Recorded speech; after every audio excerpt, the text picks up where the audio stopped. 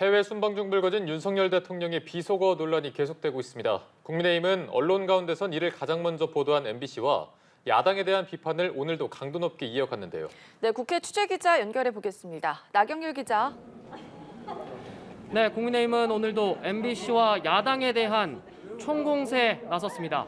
주호영 원내대표는 이번 논란을 대통령 해외 순방 자막 사건이라고 규정하고 역공에 나섰는데요.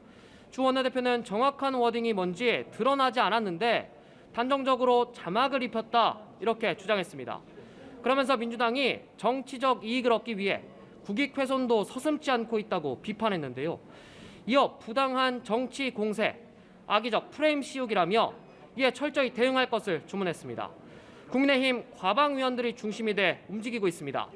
여당은 전현직 MBC 사장을 증인으로 신청하려 했지만 국회 과방위는 여야 간사 협의로 증인을 채택하기로 했습니다. 국민의힘은 증인들을 불러 확인되지 않은 내용인데도 자의적으로 자막을 달아 방송한 점을 집중 부각하겠다는 계획입니다. 다만 당내에선 지금과 같은 강공책이 맞느냐는 의견도 나오는 상황인데요.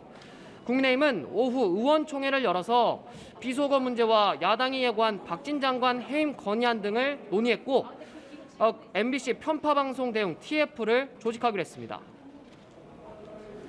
네, 한편 민주당 이번 순방의 총책임자인 박진 외교부 장관에 대한 해임 건의안을 제출했다고요.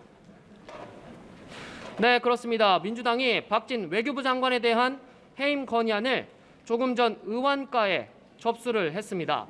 의원총회에서 의원들의 뜻을 모아 해임 건의안 발의를 결정한 건데요. 박홍근 원내대표는 문책하지 않는다면 대한민국의 국격이 땅에 떨어지고 우방국 관계는 되돌리기 어려운 지경이 될 것이라고 발의 결정 배경을 설명했습니다. 민주당은 이번 주 금요일 운영위원회도 열어야 한다는 입장인데요. 김성한 국가안보실장과 김태효 안보실 1차장, 김은혜 홍보수석 등 외교 참사 트로이카로 규정한 인사들을 출석시켜서 외교 참사에 대한 책임을 묻겠다는 겁니다. 한편 박 원내대표는 자신을 향한 여당의 정언유착 공세에 대해 역겹다 이렇게 표현했습니다. 거짓 선동, 뻔뻔한 반박이라고도 했는데 대통령의 실언으로 빚어진 외교적 망신은 거짓 해명으로 덮이지 않을 것이라고 경고했습니다. 민주당 측 과방위 간사인 조승래 의원도 욕설한 대통령이 잘못인가, 언론사가 잘못인가, 사고는 자기들이 치고 엄한 언론 탓을 한다고 대통령실과 여당을 비판하기도 했습니다.